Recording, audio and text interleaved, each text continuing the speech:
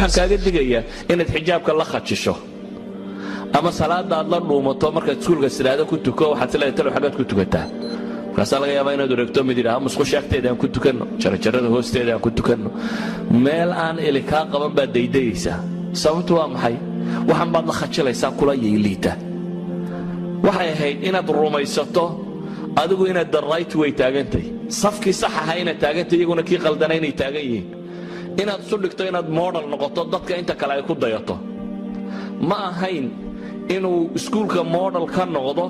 inanta timaha kala jeexda ee naasaha qaawisa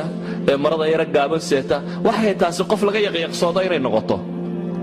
inaad adigu maradaada iyo asturkaaga tusiso inaad tahay the right person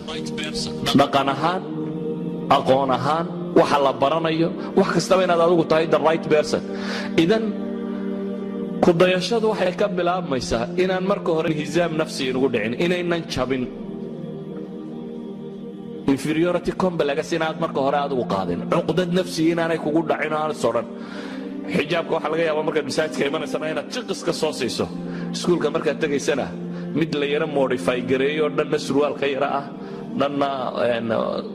fanaanad yarka ah meelahana aad masar yar ku duubto waa modification xijaab aad modify garaysay maya ha modify garaynin sidii ugu weeye u qaado aragna you are the superior adaa ugu sarreeya dadka waayo ariiqii ilaahay jeexay baa taagantay the right way baa taagantay